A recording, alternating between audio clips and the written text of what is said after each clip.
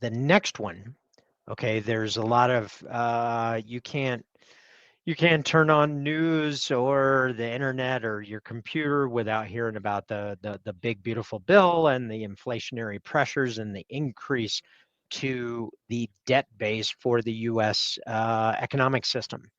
So when you add more dollars to the equation, and relatively speaking, the same amount of crude oil, you have an inflationary pressure on the US dollar to crude oil relationship. So, what that means is that there's an economic underpinning that would lift crude oil prices. Because if there's more dollars on a real basis, there's more dollars, roughly the same volume of crude oil, then the price of crude oil in that denominated currency should increase. That's what it should do. Right. That's what it should do. Now, will it? I don't know. It seems